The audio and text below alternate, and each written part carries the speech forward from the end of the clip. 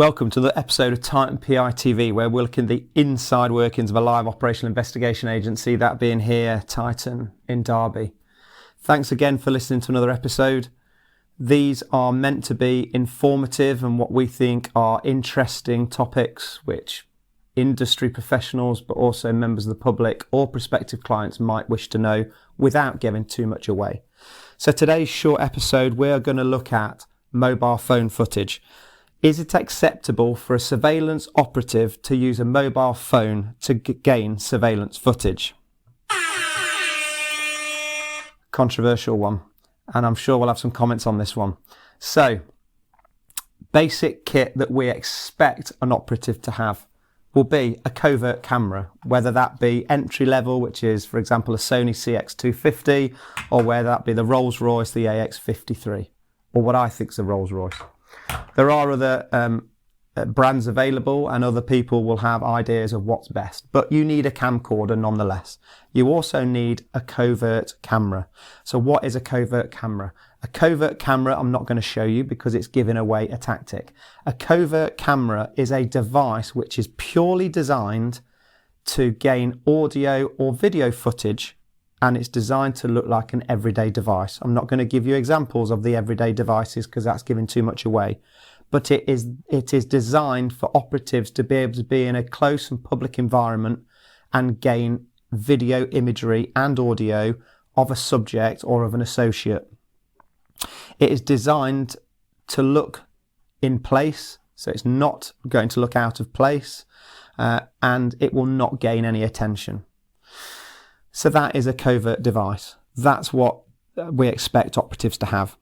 It may be on some occasions that an operative uses mobile phone footage.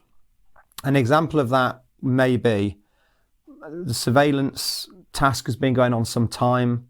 There's been a lot of use in public places with the covert camera. It's had overuse and the battery has died. It may be that it's a mobile surveillance. The subject has halted in a location. Subject's out, in and into a public house or in and into a shopping mall or shopping centre.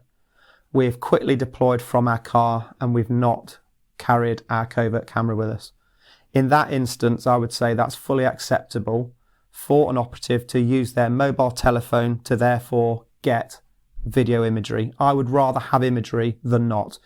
Time and time again though, and it is a controversial one, I do see advertisements or posts for tasks which give the time they are, the day they are, the location and the amount of hours they are, and then it'll say in capitals, no mobile phone footage.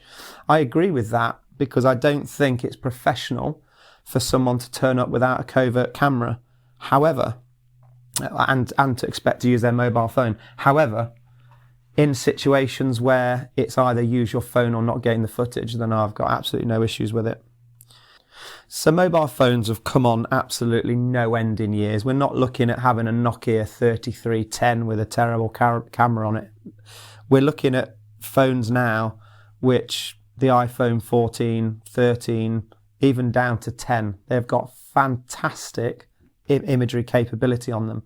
And I would suggest that potentially some of them are better than some of the covert cameras which can be purchased out there. However, on the whole, I would say they would be on a par. Biggest downside for a mobile phone is it's not natural, is it? If we were to hold to try and take a picture of a subject, how we would normally hold a phone, this is not covert. This is going to draw attention from third parties who aren't connected to us, trying to work out what we're taking a picture of. It could obviously compromise the job as well because the subject could see you holding a phone. So I'm going to go through some ways of how I would expect a mobile phone to be used if, as a last resort, you use it. So what are the 3 areas of advice I would offer anyone that is using a mobile phone, hopefully as a last resort? Because let's think about it. If our sole profession is surveillance, that makes us professionals. Is it professional to use a mobile phone when there's covert options available? I would suggest not. And I would suggest that it's quite hard to use a mobile phone covertly. So my 3 tips, if you're in a position where there's no other way of gaining the imagery, I gave you 2 examples earlier of where your covert phone's gone dead or in the thick of it, you've left it in the vehicle. I'd rather get imagery than not. So if you're in that situation and you need to use your mobile phone, firstly, you need to be very natural with your phone. I've already said you can't hold it like that, yeah, because you're going to get third-party awareness and you're going to get a subject potentially seeing you and being compromised. So you need to be natural with it. You need to be able to hold it in a position that looks natural. It might be that you're just holding your phone naturally whilst you're talking to somebody. Whatever. It needs to be natural. You need to know the capabilities of the phone. You need to know what it's going to get without looking at it and doing the frame or looking at the screen itself. You need to be able to put that in a position and know exactly what it's going to get. And the only way you're going to be able to do that, the same when you get a new covert camera, practice, practice, practice. You need to know what will be in the frame and what won't be, whether you're too far away or whether you're too close, and you need to be natural. So you just go into that natural position. Second point, I would suggest picky one, very picky, but if this is our profession, we are professionals, so I can be picky. Covert cameras and camcorders, their product or the images that they provide are all landscape.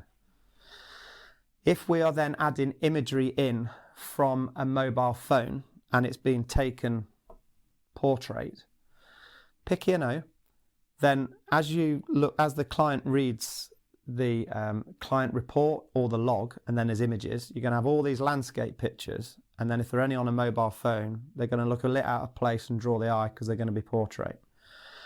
Picky I know, however, I would personally like, if you were going to use a mobile phone, for it to be taken landscape, and then it's in keeping with all the other imagery that's been taken.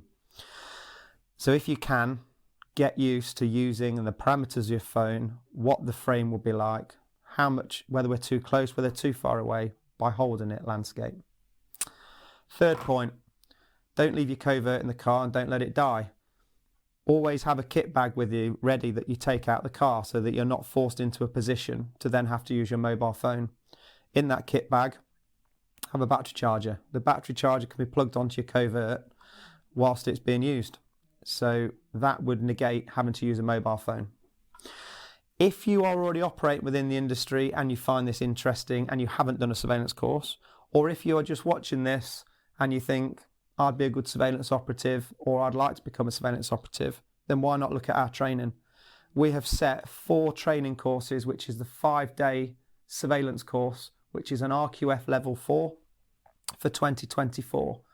The dates are 23rd of February for 5 days, 13th of May for 5 days, 16th of September for 5 days, and the 18th of November. All of those are published on our website, on the training pages, or get in touch with us and we can send you an email with all those dates on. Once again, thank you for listening. It'd be brilliant if you give us a thumbs up. And if you've liked what you've seen and you want to see more and you want to be notified by YouTube, please subscribe, which is free. Thank you ever so much. Till next time.